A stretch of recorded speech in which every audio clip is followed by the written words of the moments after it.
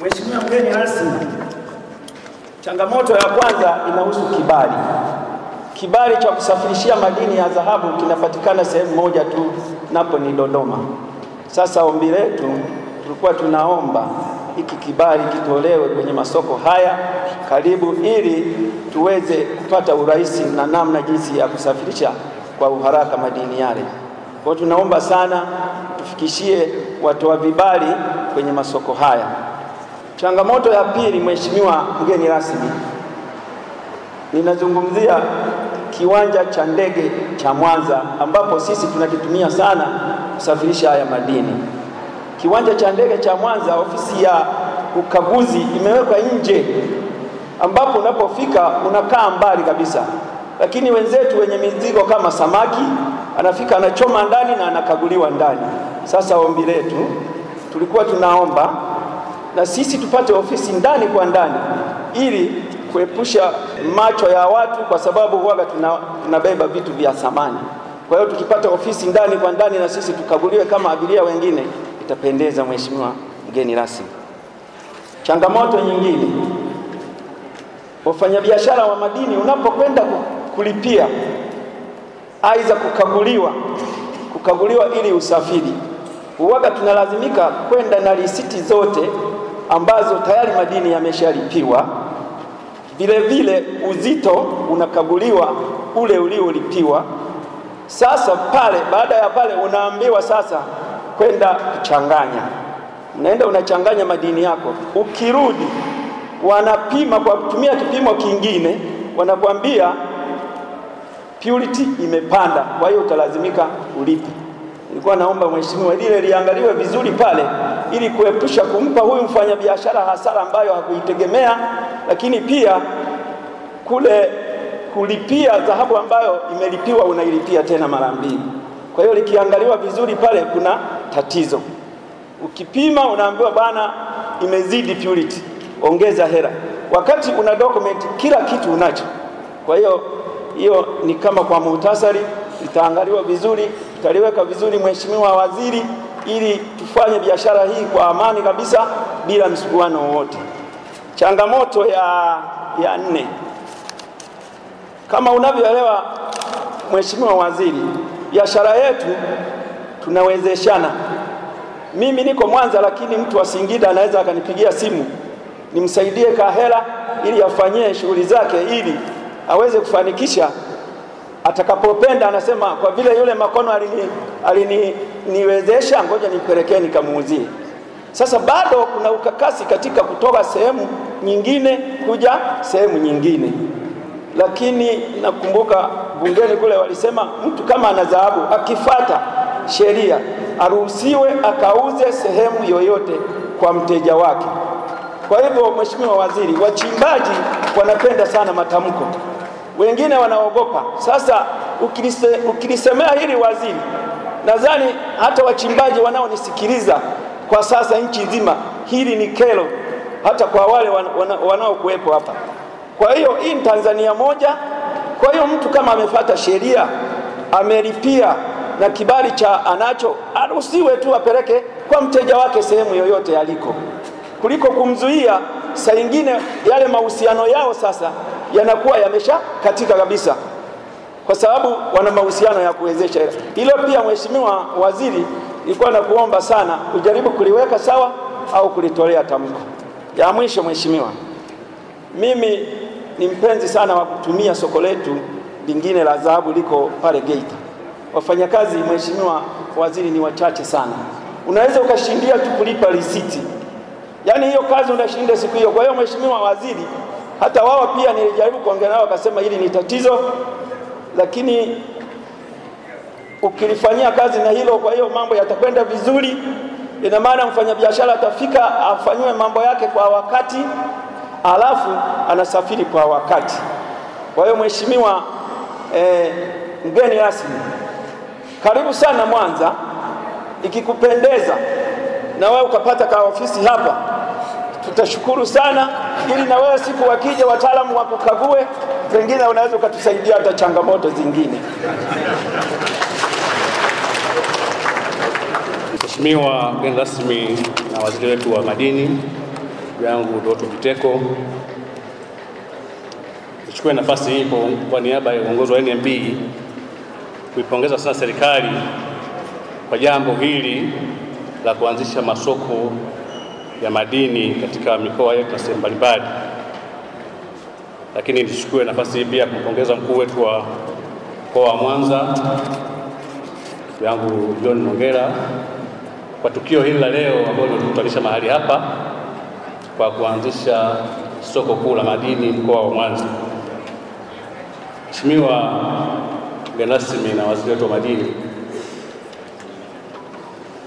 masoko haya umuhimu wake kila mtu anafahamu. Huko nyuma tulikuwa hatufahamu madini yanauzwaje, ilikuwa ni biashara kama inafanyika gizani. Lakini baada ya kurasimisha masoko haya, faida ni nyingi, lakini kubwa sana hasa kwenye upande wa kukusanya kodi za serikali na biashara kuwa wazi. Na pia kwa sisi watu wa benki tumeona sasa kumbe ni mahali ambapo tunaweza kupata taarifa nzuri kwa ajili ya kazi zetu za kibenki, na imani hata wanavyuo watapata sasa taarifa za kutosha kwa sekta ya madini kwa ajili ya research na maendeleo kwa ujumla. Sisi kama NMB tunaunga mkono jambo hili kubwa na zuri, na juzi hapa tulikuwa pamoja nawe kule Geita kwa ajili ya kufungua soko la madini kule Geita. Tuna tawi letu dogo mahali pale, na Jumapili nilipita pale nikawasalimia, nikawauliza hali inakwendaje, unafanya nini.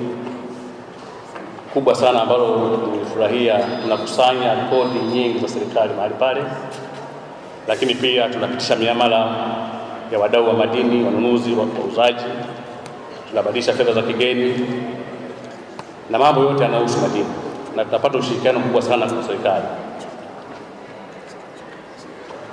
Kwa upande wa uwezeshaji, Mheshimiwa mgeni rasmi na waziri wetu wa madini, sisi kama NMB tumeanza kukopesha wachimba madini wakubwa nchini, na kwa upande wa wachimbaji wadogo tumeandaa semina, tutanao tujue changamoto zao, tuone namna gani pia tutawasaidia. Lakini pia hata wafanyabiashara hawa wanunuzi na wauzaji tutakutana nao kwa ajili ya kujua mahitaji yao, na kwa namna hiyo tutajengeana uwezo na kuona namna tutaweza kusupport sekta ya madini. Lakini kwa upande wetu pia sisi kama watumishi, kwa sababu sekta hii hatujaikopesha muda mrefu, tunashirikiana na benki moja ya Afrika Kusini inaitwa Nedbank kwa ajili ya kufanya capacity building kwa ajili ya watumishi wetu. Hawa wana uzoefu wa kukopesha sekta ya madini kule Afrika Kusini kwa muda mrefu. Kwa hiyo tumeomba tuungane nao ili na wenyewe tuweze kupata uzoefu wanayofanya kwa ajili ya kusupport sekta yetu ya madini nchini.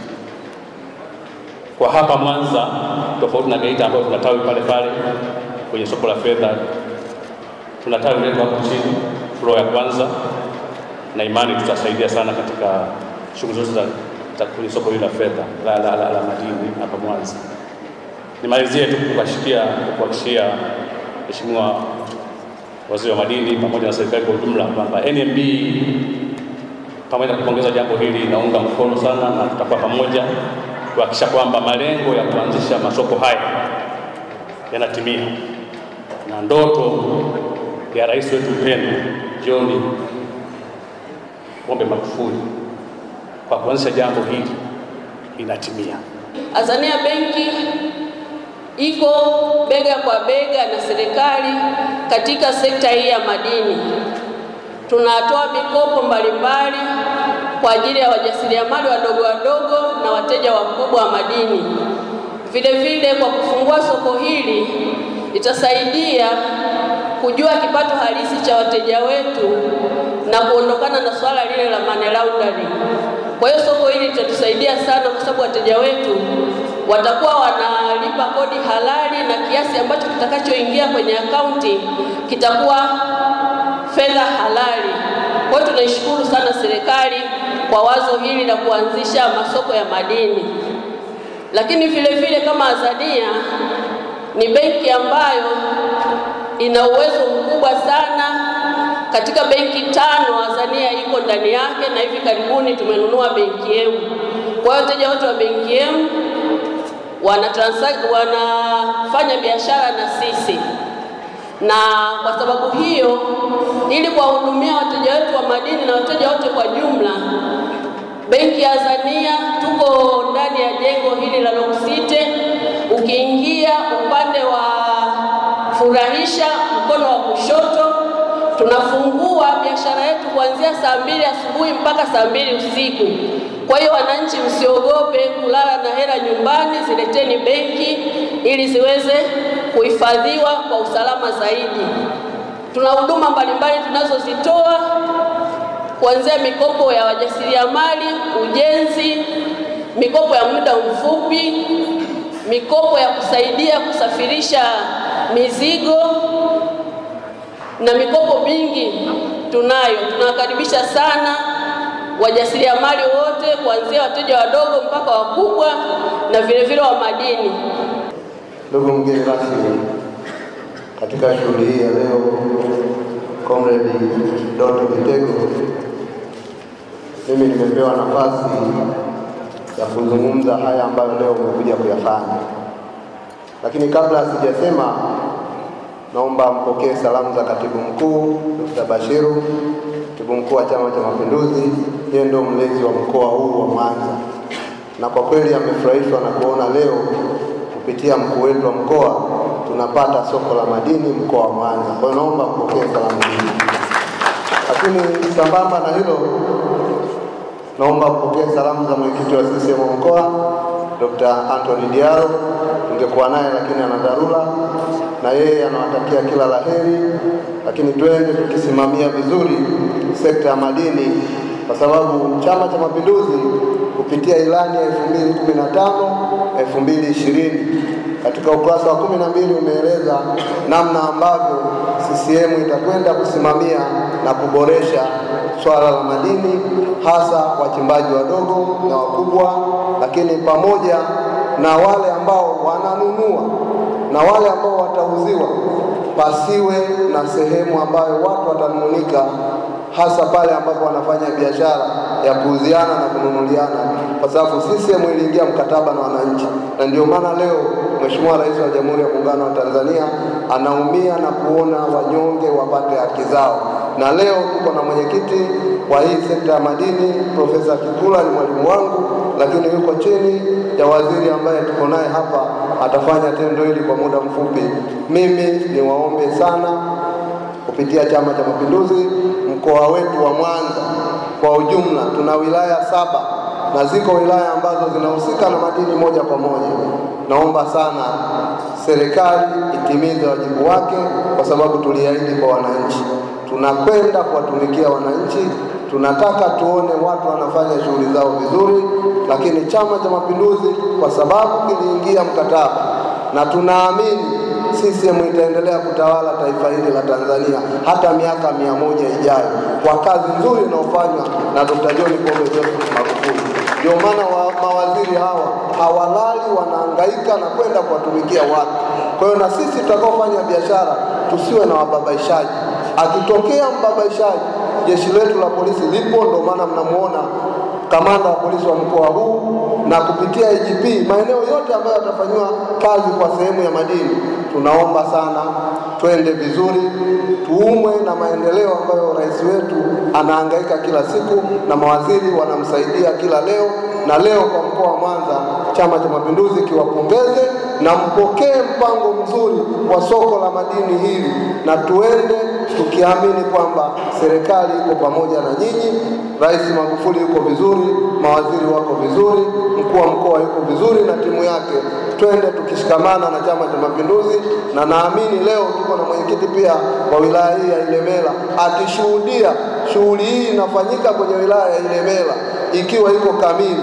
Chama cha Mapinduzi kiko mbele, kwa Tanzania mnaenda na CCM. CCM oye! Naamini sote tunamshukuru Mwenyezi Mungu aliyewaonyesha njia viongozi wetu wa ngazi mbalimbali Viongozi hao wameweza kusimamia swala hili muhimu sana la masoko na kufikia hapa tulipo. Uanzishwaji wa masoko ya madini yanakaziwa na kanuni. Ni matumaini yetu kwamba sote tutajitahidi kuzisoma hizo kanuni kusudi kuzielewa. Wataalamu wa sheria wanasema kutofahamu sheria si kisingizio cha kuvunja sheria. Kwa hiyo sekta ya madini inaongozwa na sheria kwa mwaka 2017. Kwa hiyo wote tuisome hiyo na kanuni ambazo zinasimamia soko la madini ili tuweze kuzielewa. Niwashukuru viongozi wa mkoa na wilaya kwa kusimamia swala hili mpaka hapa tulipofikia. Hii inadhihirisha usemi unaosema umoja ni nguvu, utengano ni udhaifu. Na wasihi tuendelee kuungana hivyo hivyo, kwa sababu tunajenga nyumba hii moja. Nyumba hii moja inaitwa Tanzania. Kusema tunaiachia wizara peke yake, tunaiachia tume ya madini, kwa kweli hii kazi inakuwa haiwezekani. Lakini tukifanya kazi kwa pamoja, tutashuhudia hili ambalo tunashuhudia leo. Tunashukuru kwa tukio hili kutokea leo. Ninakumbuka mwaka jana mwezi wa 2 tulikutana kwenye jengo hili kujadili hii mada, na tuliendelea kuifanyia kazi. Nashukuru Mheshimiwa Rais alisisitiza sana mwaka huu Januari, na tunaona matunda yanaanza kuonekana. Kwa hiyo niwapongeze sana mkoa wa Mwanza chini ya mkuu wa mkoa kwa kufanikisha zoezi hili. Tunalitegemea soko hili kuwa kiungo. Kiingereza ningesema a hub market, kiungo cha masoko mengine. Ikiangalia miundombinu ambayo inapatikana Mwanza, hasa uwanja wa ndege, na najua mwisho wa dhahabu huwa ni kusafirishwa nje ya nchi. Mpaka leo asubuhi jumla ya masoko 13 yalikwisha funguliwa katika mikoa mbalimbali nchini, ikiongozwa na lile la kwanza la Geita ambalo lilifunguliwa tarehe 17 Machi, likafuatwa na Kahama, Namanga, Singida, Chunya, Ruvuma, Shinyanga, Katavi, Dodoma, Kigoma, Tabora, Mara, Mbeya, na leo hii jumla ya masoko 4 yatafunguliwa, ikihusisha Mwanza hapa penyewe, Kagera, Iringa na Songwe. Niwapongeze sana mkoa wa Mwanza na mikoa yote ambayo imefanikisha zoezi hili.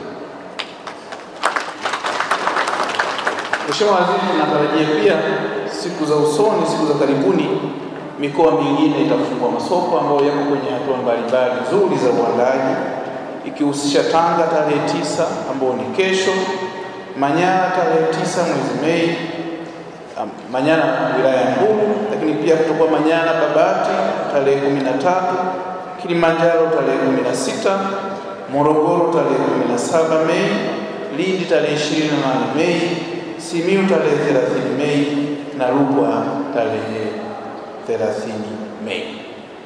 Lakini pia kuna masoko madogo yanaandaliwa pia ambayo tunaita selling station, ambayo yanalenga kuwa karibu zaidi na wachimbaji ambao wako mbali kutoka kwenye masoko makubwa. Na nina taarifa kwamba tarehe 11 mwezi huu Geita watafungua masoko madogo kama hayo mawili. Niendelee kuwaomba mikoa tuendelee kushirikiana na jitihada ziendelee, kwa sababu pamoja na kufungua masoko haya makubwa, lakini pia bado tuna kazi ya kufungua selling station karibu zaidi na wachimbaji. Mheshimiwa Waziri, nilipewa muda wa kutoa taarifa tu ya masoko. Ninakushukuru kwa kukubali kuja kuzindua soko hili. Ninaomba kuishia. Asante sana.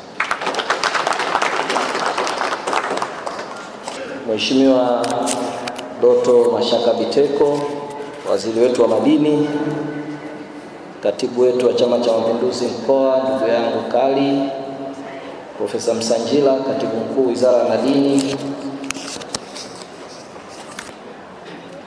mzee wetu mwenyekiti wa Tume ya Madini Profesa Kikula, waheshimiwa wakuu wa wilaya, katibu tawala wa mkoa, jumbe wa halmashauri ya taifa, kamati ya usalama ya mkoa, viongozi wote ambao tumehusika hapa, ikiwemo viongozi wa kidini, viongozi wa mashirika ya serikali na wasio ya kiserikali na wengine wote, wadau wote.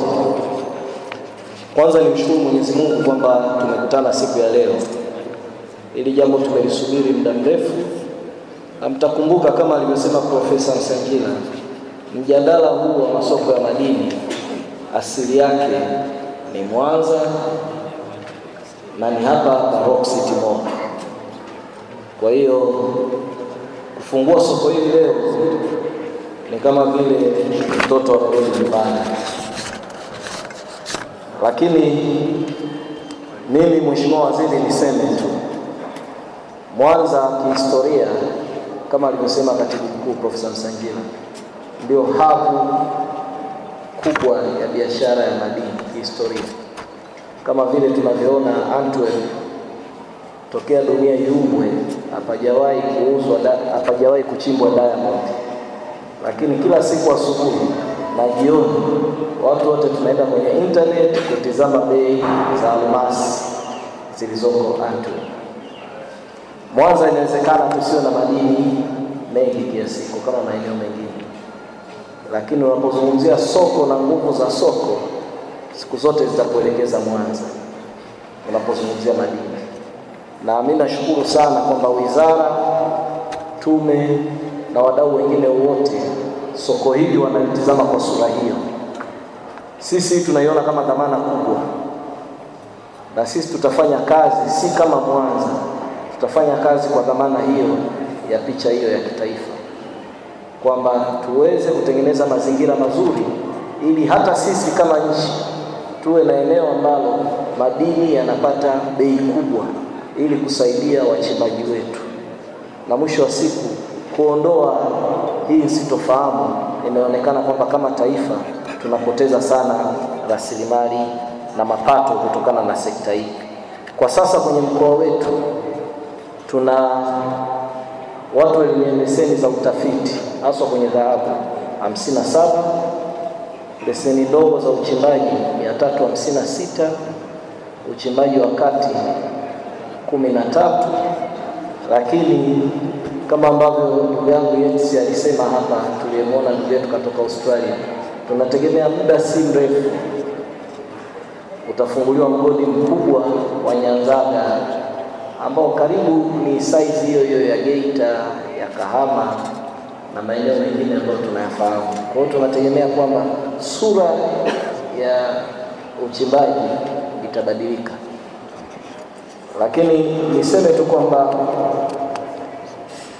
tumetenga maeneo madogo mengi kwa ajili ya wachimbaji wadogo, kwa sababu serikali yetu inasema lazima tutizame nafasi ya wananchi wetu walioko chini. Kwa maeneo kadhaa yametengwa, na sisi tukuahidi Mheshimiwa Waziri, tumekuona ukiwekea nguvu, na sisi tutaendelea kuweka nguvu zaidi kwa ajili ya wachimbaji wadogo ambako wananchi wetu wako. Na niseme kwamba sisi kama mkoa eneo hili tumeliona ndio eneo mwafaka zaidi, lakini hapa ndio eneo la kuanzia ambalo litaendelea. Lakini ndugu zetu wa Rock City Mall wametupa eneo la basement ambao Mheshimiwa Waziri, nafikiri kabla hujaondoka tutakupitisha, ambapo sasa kwa maana ya shughuli kubwa zaidi ya uuzaji ndio litakuwa eneo la kudumu, na baadaye eneo hili lililo sasa litakuwa na eneo zaidi kwa ajili ya shughuli za usonara na kuongeza thamani. Kwa hiyo tumefuata maelekezo ya Mheshimiwa Rais. Mheshimiwa Rais tumemuelewa sana nia yake. Mwisho wa siku ni kwamba nchi ifaidike na Watanzania wafaidike, na sisi ndio mwelekeo wetu. Baada ya kusema hayo, Mheshimiwa Waziri, ni kushukuru sana, nikianza na Mheshimiwa Rais kwa mwongozo na maelekezo ambayo Mheshimiwa Rais amekuwa akitupa. Lakini la pili, wewe uliyepewa dhamana ya madini umekuwa mwepesi sana wakati wote kutusaidia pale tunapokwama.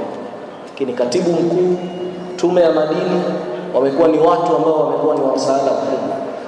Lakini nichukue fursa hii kuwapongeza mikoa yote ambayo imezindua masoko haya madini. Sisi tuahidi tu kama Mwanza kwamba katika mwelekeo wetu sisi tutajitahidi kutoa nafasi ya kuwa lile soko kuu, pamoja na kuwa na masoko yote mikoani, lakini Mwanza tuko tayari kubeba dhamana hiyo kwa faida yetu sote. Nichukue fursa hiyo sasa, Mheshimiwa Waziri, kukukaribisha kwa sababu tumekusubiri kwa hamu, na nikushukuru sana kwa kutupa heshima hii kubwa. Karibu sana ili tuweze kukusikiliza.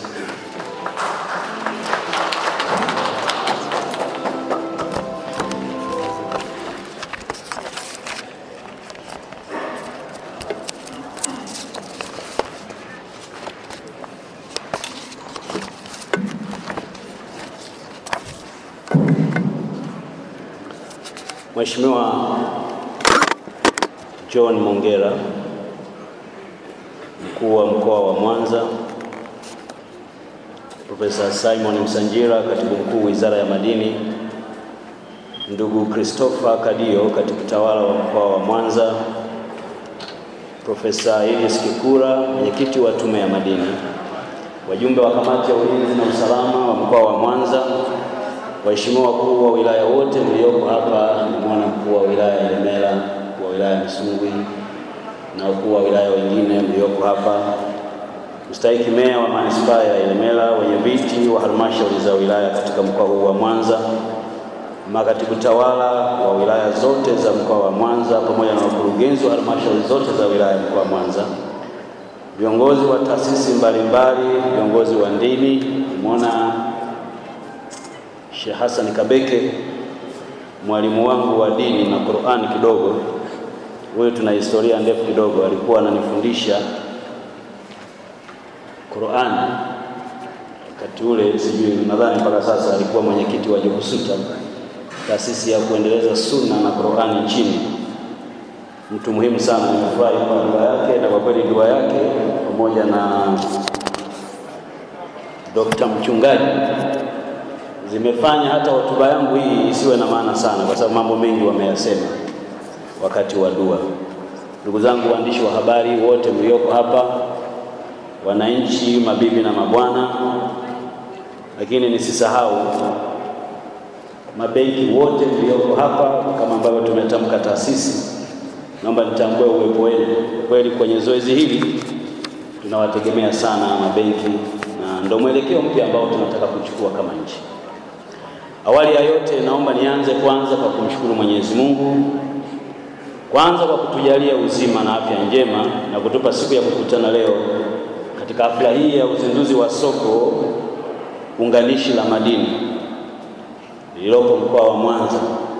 Aidha, nichukue nafasi hii kukushukuru sana na kutoa shukrani zangu za dhati kwako wewe mwenyewe, Mheshimiwa Mkuu wa Mkoa wa Mwanza, kakaangu, rafiki yangu John Mongera, kwanza kwa ubunifu mkubwa uliofanya wewe pamoja na viongozi wote wa mkoa, na hatimaye kuamua kuchagua eneo hili kuwa eneo la soko la madini mkoa wa Mwanza.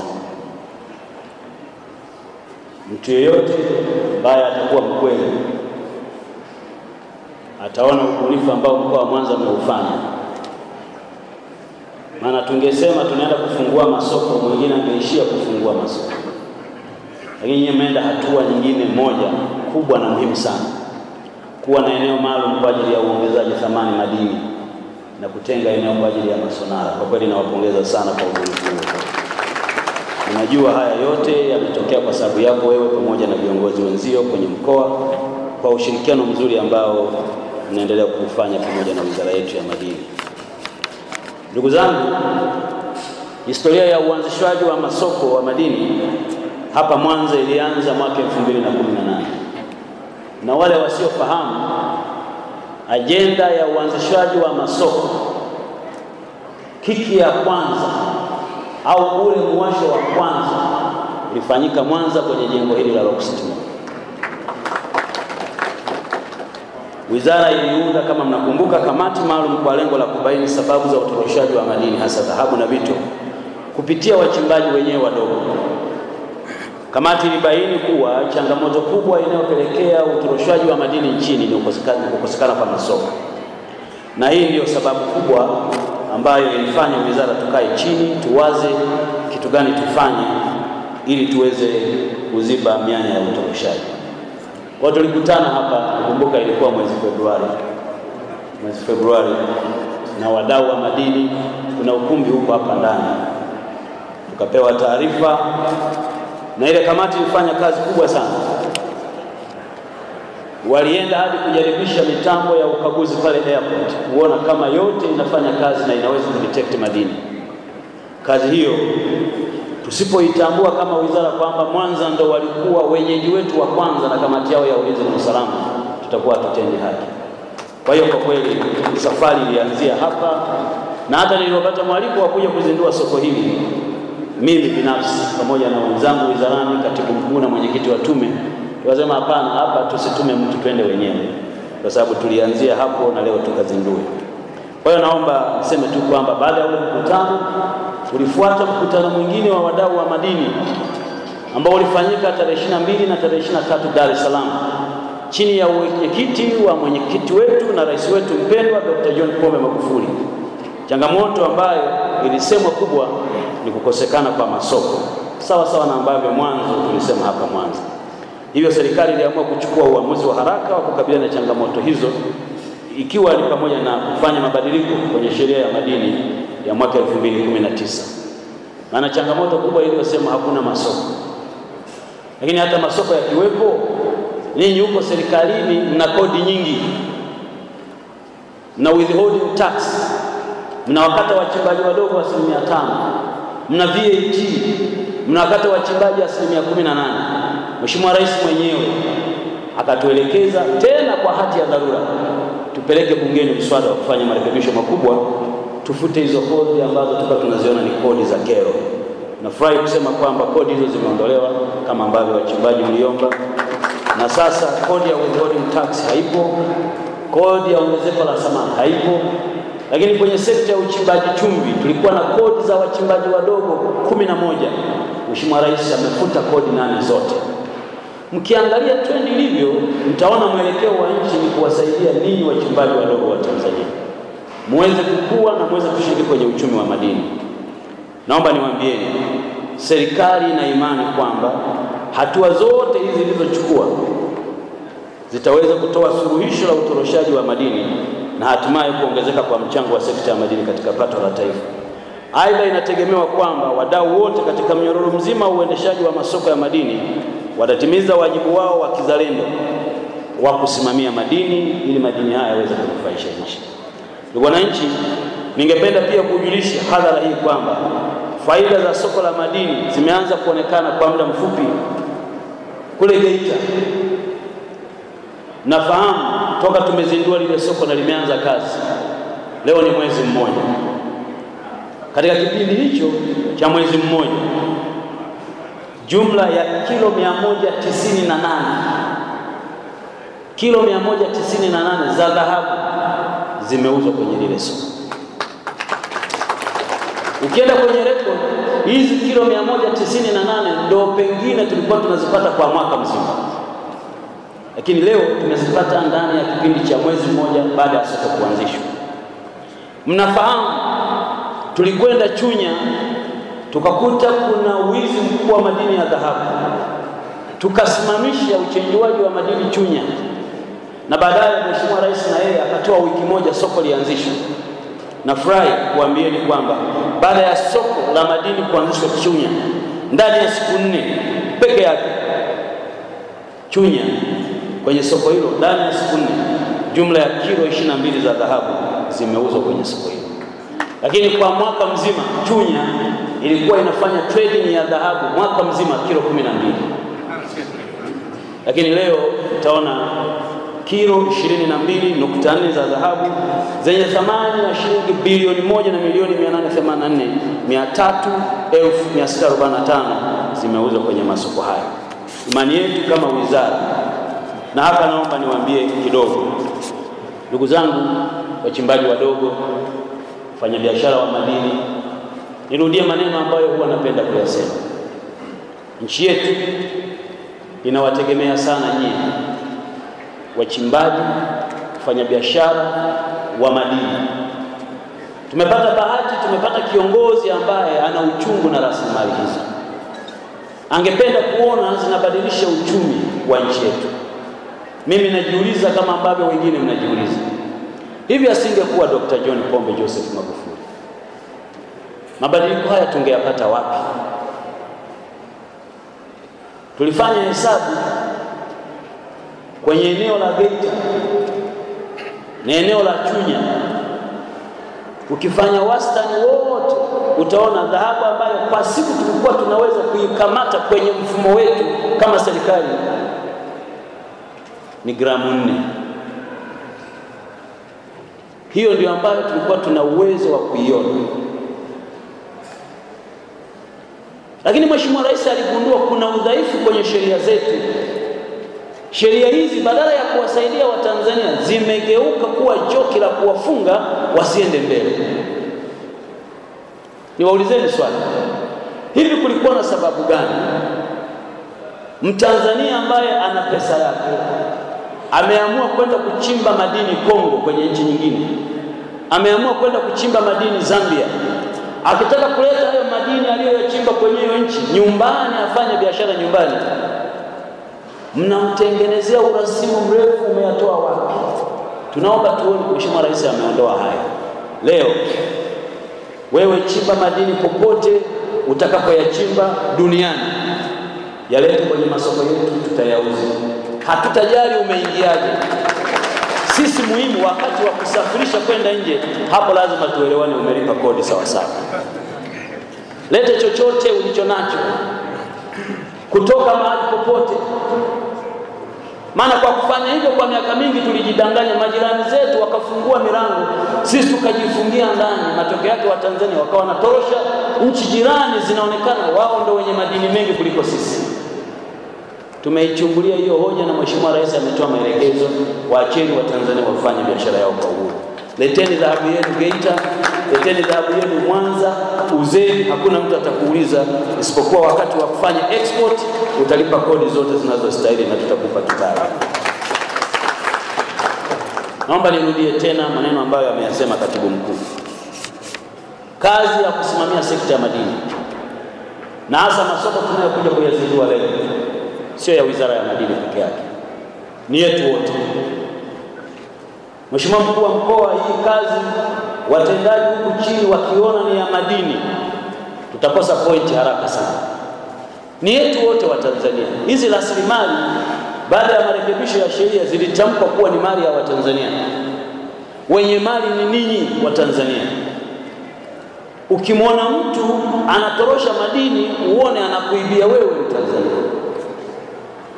Tumebadilisha sheria ya madini, tumepata lawama nyingi sana. Na Mheshimiwa Rais hakusikiliza la mtu. Alisema lazima tuvuke huu mstari wa kusikiliza kelele na kuacha jambo la msingi na ajenda ya muhimu, twende tukabadilisha sheria. Madini haya wanufaisha Watanzania. Tushirikiane. Vyombo vya habari mko hapa. Ninatamani vyombo vya habari viwe sauti. Yafanyeni madini haya kila mtu ayazungumze Tanzania. Sisi tuna utajiri mkubwa. Sisi sio maskini. Leo tunajiona maskini ni kwa sababu umaskini huo tumeuweka kwenye vichwa vyetu. Hakuna kitu hatuna. Madini ya dhahabu haya mnayozungumza duniani, Tanzania ni nchi ya 18 kwa madini ya dhahabu. Afrika, Tanzania ni nchi ya 3 kwa madini ya dhahabu. Lakini hebu tujiangalie kama tunafanana na madini haya. Wote ituume. Viongozi wa dini, Sheikh Kabeke pamoja na baba mchungaji, wakati mkiwa mnafanya mahubiri yenu, tengeni muda mchache wakati wa mahubiri yenu, zungumzeni rasilimali ya madini. Haya madini yanakwisha siku moja. Tutaachiwa mashimo. Watoto wetu wakija watakuta hakuna madini, watakuta mashimo. Na umaskini utakuwa umeongezeka. Hatari itakayotokea, mashimo hayo yatageuka kuwa mahandaki ya kujificha kwa sababu ya umaskini. Tuyageuze madini haya kuwa fursa. na namna pekee ya kuyageuza madini haya kuwa fursa ni kuyauza kwenye mfumo unaojulikana kwa kutumia masoko tulionayo. Leo tumetunga sheria, tumetunga na kanuni, tumeharamisha. Itakuwa haramu kwa mtu yoyote kununua au kuuza madini nje ya mfumo unaotambulika. Niwaombe wachimbaji wa madini Tanzania, chukua fursa hii kuwaomba sana, msichezee mitaji yenu, msichezee mitaji yenu. Mtu yeyote anayedhani anaweza kutorosha madini, anachotafuta, anatafuta vitu viwili kwa wakati mmoja. Cha kwanza, anataka kufilisika. Cha pili, anataka jela. Sisi Wizara ya Madini, furaha yetu ni kuwaona nyinyi mnafanikiwa. Mlikuwa wachimbaji wadogo, mnakuwa wachimbaji wa kati. Mlikuwa wachimbaji wa kati, mnakuwa wachimbaji wakubwa. Hiyo ndiyo raha ya rais wetu Dr. John Pombe Magufuli, kuwaona Watanzania mmeshika migodi ya madini. Haingia akilini unakwepa kulipa kodi ya milioni 5 kwa kutoa rushwa ya milioni 100. Haingia akilini. Fuateni utaratibu, chukua madini yako. Tena kama una madini mengi, unaona una changamoto ya usalama, mkuu wa mkoa yupo, mwambie, Mheshimiwa mkuu wa mkoa, mimi nina dhahabu hapa nilipo nyumbani, ninahisi kuisafirisha kuificha kwenye soko itanipa mtihani, ninaomba unisaidie. Mkuu wa mkoa atazungumza na mkuu wa wilaya, mkuu wa wilaya atazungumza na OCD. Tutakuwekea utaratibu mzuri wa kufikisha madini yako salama salimini kwenye maeneo ya kuuza. Achana na biashara ya kufanya biashara kwa kificho. Hakuna kitu kinaniuma kama waziri wa madini na wenzangu wizarani, mwenyekiti wa tume na katibu mkuu na watendaji wangu pale wizarani, kusikia kwamba kuna mtu anatorosha madini. Lakini tunaamua kuchukua hatua. Hasa hivi mnaona tunaowakamata hatutangazi, tumeacha. Lakini tunawakamata kila siku wale wanaotorosha madini. Na wengine wamefilisika. Na wengine wako lock up, wamepata na magonjwa, wengine sukari imeibuka yuko lock up. Mwingine pressure imeibuka yuko lock up. Pesa zake zimesimamishwa. Alikuwa amekopa kwa mtu anayemdai, ameweka mortgage nyumba yake, benki inataka kuuza nyumba. Lakini alichokuwa anakwepa ni nini? Ni kulipa kodi ya serikali. Kama ana dhahabu ya bilioni 1, milioni 70 pekee yake. Niwaombe sana ndugu zangu, serikali inayoongozwa na Chama cha Mapinduzi na mwenye duka yuko hapa, furaha yake tukutane mwaka 2020 wakati wa kampeni, ninyi wote mmejaa pesa. Hamna kazi rahisi kama kumwomba kura mtu aliyeridhika. Ukimwomba kura mtu aliyeridhika, anakuambia maliza hotuba, tunasubiri tarehe ya uchaguzi, yuko busy na kufanya kazi. Jamii yenye umaskini mwingi inachukua muda mrefu kuzungumza majungu kwenye vijio vya kahawa. Hamzalishi, mko busy kuhangaika na vitu vidogo vidogo vya mtandaoni, kuvifanya kuwa tukio la siku nzima. Ukienda nyumbani hakuna mkate. Lazima tubadilishe nchi yetu, watu wazungumze biashara. Lazima tuhame huko, tuchore mstari, vitu cheap. Achana navyo. Fulani kafumaniwa na mke wa mtu, wewe inakuhusu nini? Hivi utarudi nyumbani mwambie mkeo, mama, leo sijaleta mkate kwa sababu fulani alifumaniwa na mke wa mtu? Taifa letu lazima liwaze vitu vikubwa. Kizazi kinachokuja, watoto wetu lazima waze kitu kikubwa. Leo imejengwa Rock City Mall hii hapa.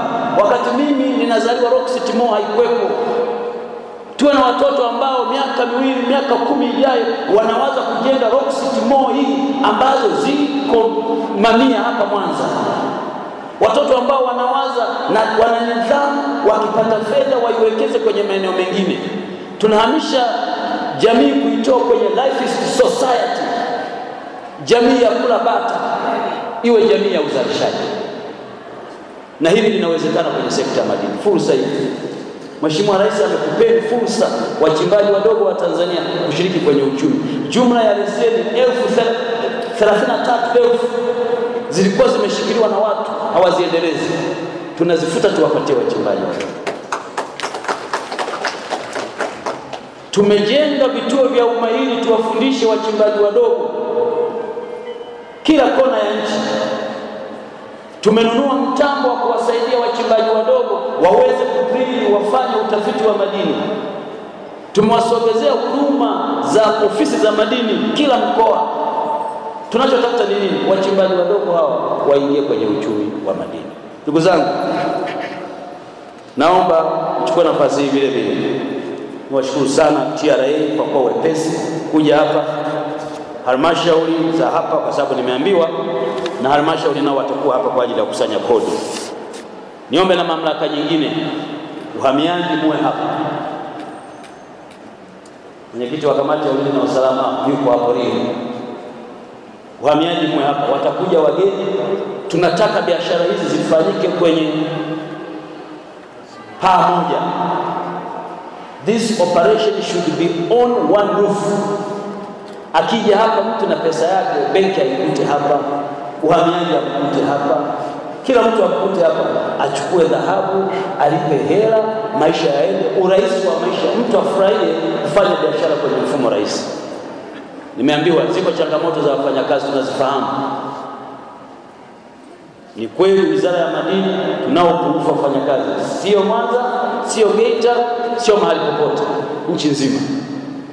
Nataka niwahakikishieni tumepewa kibali cha kuajiri, tutawaongeza. Lakini wakati tunasubiri kibali cha kuajiri na utaratibu wa utumishi, sisi Wizara ya Madini tutaongeza watu ambao tutawaajiri kwa muda kwa ajili ya kuja kuziba nafasi hizo. Tunataka masoko haya yasiwe sehemu ya urasimu. Mheshimiwa Mkuu wa Mkoa, na mimi nakuomba sana, ukimaliza kazi zako wewe mtu wa mazoezi, badala ya kufanya mazoezi kukimbia kwenda kwenye mlima, fanya mazoezi kimbia uje kwenye soko hili uangalie operation leo tunakwendaje. Kama kuna urasimu wa aina yoyote unasababishwa na mtu wa cheo chochote, tuudhibiti mapema. Tunataka Watanzania wafurahie uwepo wa madini na wafurahie uwepo wa masoko haraka iwezekanavyo.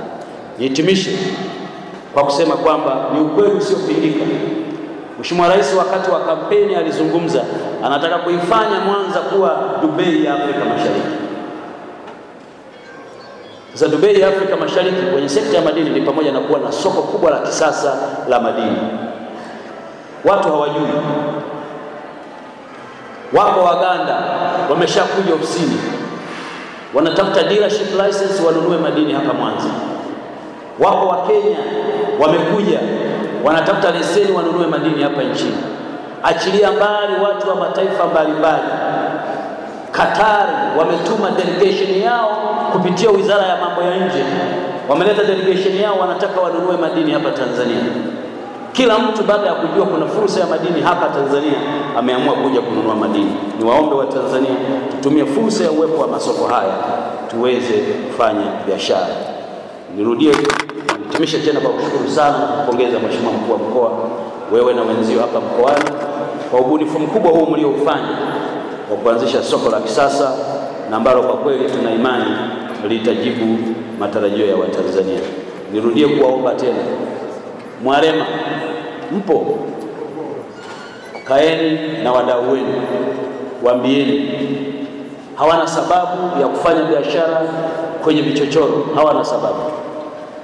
Na kitu ambacho hawajui ni kwamba madini hayana siri. Nirudie, madini hayana nini? Yakipatikana watu watasema tu, na wakisema sisi tutakufuata wewe. Fanyeni biashara yenu katika mazingira yanayojulikana.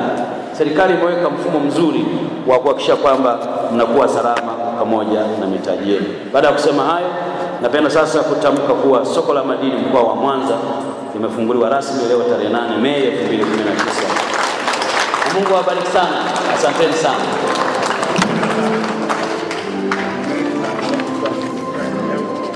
Sasa samani, kuna mambo hapa yamesemwa. Samani, Mheshimiwa Mkuu wa Mkoa amesema Bwana Makono, pengine nisipoyajibu itaonekana kuja kwangu hapa hakuna maana. Issue ya vibali, wakati tunabadilisha sheria tulimtamka kwenye sheria mtu atakayetoa kibali ni mmoja, anaitwa mtendaji wa Tume ya Madini. Lakini tulikuwa na sababu. Jamani, mabadiliko yote yanapotokea unaziba kwanza mianya yote ambayo hewa chafu inaingia. Tulikuwa na changamoto kubwa, Mheshimiwa Mkuu wa Mkoa, ya vibali feki, kwa sababu kila mtu alikuwa anaweza kutoa kibali. Vikazaliwa vibali feki vingi, tukakubaliana to decentralize. Sasa anayetoa awe mmoja. Lakini wakati tunafanya hiyo kazi yetu ilikuwa ni kuhakikisha kwamba tunachungulia, je, hivi vibali vipo? Hamwezi kuamini, wako wa Tanzania wenzetu ambao wamechukua pesa za watu Dubai, na mmoja alikuwa hapa Mwanza, tulishamkamata. Baba kule mwenye pesa zake amemwambia, bwana, ninaomba basi unitumie export permit. Amescan kwenye email, export permit iko vile vile sawa na ile mnayotoa wenyewe watu wa Wizara ya Madini, na signature ni afisa madini ambaye alishastaafu miaka 3 iliyopita. Mwingine tumemkamatia Singida, amechukua dola 45,000 za bwana mmoja mwa Australia, kwamba yeye ni mfanyabiashara wa madini. Achilia mbali tuliowakamata Dar es Salaam. Mimi naogopa sana kuibrandi wizara hii na kukamata spendi. Nataka hilo jambo tumwachie Mlilo na wenzie. Wale neno kukamata ndio msamiati wa kwanza. Mimi msamiati wangu wa kwanza uwe kukusanya kodi. Sasa tukasema hapana, ngoja kwanza tu centralize, tuone mfumo wa utoaji vibali utoke kwa mtu mmoja, tubruni. Tumejiridhisha wale wote wanaofanya biashara hiyo, wengi wao, siwezi kusema wote, wengi wao wako kwenye mikono ya sheria sasa hivi. Kwa hiyo hatujasikia tena kibali feki, nadhani karibu miezi 6 sasa. Na sisi tumeamua sasa tutateua maafisa ambao watakuwa kwenye masoko haya, watakao kuwa wanatoa vibali. Lakini waombe na nyie wachimbaji, achaneni na biashara ya kuwashawishi watu kuwapa vipesa. Na sisi wafanyakazi wa serikali, kama hamjui, duniani kote mtu asiyekuwa na siri ni mchimbaji. Wachimbaji oye! Mchimbaji akikupa laki yake, uwe na uhakika kesho atasema. Na akisema, sisi tutakushukia jumla. Kwa tutawaleta watu watakao kuwa na saini vibali, na bila shaka kwa Mwanza pia tutaleta mtu mmoja wa kusaini. Hili la kulipia mara 2 naomba niachie tulifanyie kazi. Lakini changamoto iliyopo ni moja. Wako watu pia sio waaminifu. Anachukua dhahabu fulani inaitwa ya kuchanganyia. Unajua Makono, hii biashara tumo humu tunavijua. Anakuwa na kilo 3 zinaitwa za kuchanganyia. Mkija kupima hapa, yenye purity ya 60% anakuwekea purity na shuka. Siku ya kwenda kuchanganya kwenyewe anachukua yenye purity ya juu anachanganyia. Anakuambia hii dhahabu ndio ile, lakini nimechanganya, nimepata baa hii. Lakini iliyochanganywa sio ile yenye purity ile. Sasa bwana Makono, tufanyeje sasa? Purity imeongezeka, imetoka wapi? Sijui mnanielewa wachimbaji. Sasa ikitokea siku moja akaja mtu kinyume, na lazima mjue hao watu wangu wa madini ndio watu pekee wanaishi pembeni yao kuna mlango wa jela. Hawa madini, akija mtu kinyume akachungulia akakuta hii uliolipia mraba ilikuwa na purity ya 70, lakini wakati wa kuexport kuna purity ya 90. Hii tofauti imetoka wapi? Watamwambia wewe ulihongwa. Lakini jambo hili linakuliko mwishoni sana. Tumeshapata watu wanatujengea refineries, na wako watu sasa wangapi? Wako 5 refinery. Tutakuwa tuna refine pamoja na BOT atakuwa ananunua dhahabu. Na niwaambie wachimbaji wadogo, wala msio na wasiwasi, serikali iko kwenye control na kila kitu. Hili litakuwa historia baada ya muda si mrefu. Tuvumiliane, kwa sababu humo ndani ya hilo jambo kuna watu wenye nia ovu wanaweza kupitia, tukifungua mlango kwa sasa. Jingine uliosema wachimbaji waruhusiwe kuuza soko lolote, kwani nani amekuzuia? Ili mradi tuwe na uhakika hiyo dhahabu unaitoa mahali fulani unaipeleka mahali fulani. Changamoto iliyopo ni kama wakati wa sakata la carbon Mwanza, mlilalamika, akiwemo my brother here. Lakini alivyonipigia wakati huo nikiwa naibu waziri, nikamwambia kaka, wewe nyamaza tu, tukionana tutazungumza. Hatujawahi kulizungumza, tukionana tunazungumza vitu vingine, ufugaji wa mbuzi. Akiniuliza naambia tutazungumza.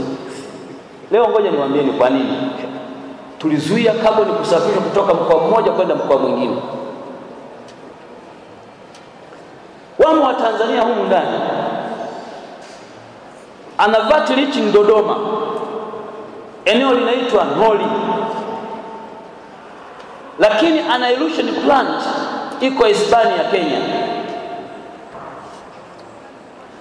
Anachukua ile carbon tani 1 au tani 2, mnampa kibali cha kwamba anakuja kuchoma Mwanza.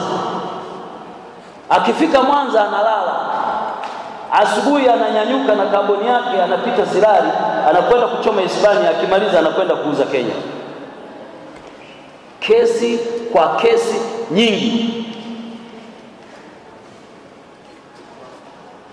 Lakini kaboni ya kuibwa, Chunya imeibiwa kaboni, imesafirishwa kuletwa Mwanza kuja kufanywa uchenjuaji, ile kaboni mwenyewe hajulikani ameibiwa.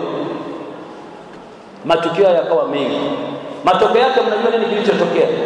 Wako watu wakaona hakuna umuhimu wa kujenga plant ya kuchoma hapa, illusion plant. Wakajenga Uganda, wakajenga Kenya, kwa sababu kule akienda hahangaiki na kulipa inspection fee, mara moja anapeleka huko anapotaka. Sasa tuseme nini basi mchungaji? Tuzidi kutenda dhambi ili neema iongezeke? La hasha.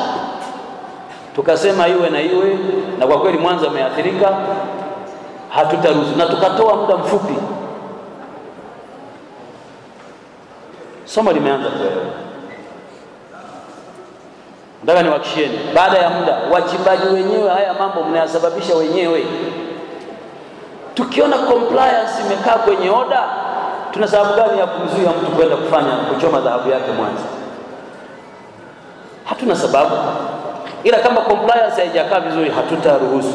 Na kwa hiyo kama una dhahabu yako umeichimba mahali fulani, unadhani soko linalokuvutia la kwenda kuuza liko Tabora, pale sokoni nenda na dhahabu yako, watakupa kibali maalum. Utabeba dhahabu yako, utakwenda kuuza kwenye soko, ili mradi tupate kodi ya serikali. Changamoto inayotokea ni nini? Hiyo dhahabu umeichimba Singida. Singida anapaswa kulipa kitu kinachoitwa service levy. Hivi wewe unaibeba dhahabu yake ya Singida unaenda kuiuza Tabora, service levy kalipa Tabora, wewe wa Singida atakubali? Mkikubaliana kimahesabu sisi hatuna tatizo, lakini ni swala la kikodi. La mwisho nimeshalieleza la wafanyakazi wa masoko, tutawaleta na zoezi hili liwe la haraka. Na mimi naomba nitoe wito kwa RMO hapa. RMO kidogo, wewe una watu hapa kidogo, tuanze kuongeza spidi kwa watu wetu ili tuondoe urasimu na kuwachelewesha watu wetu kwenye shughuli hii. Jamani, Mungu awabariki sana. Asanteni sana katibu wetu wa chama, shie salamu zetu na mwenyekiti wa chama, na mwambie tumefurahi sana kama wizara, kwa kweli mkoa wa Mwanza umefanya vizuri. Asanteni sana, Mungu awabariki. Hii ni G Sengo TV.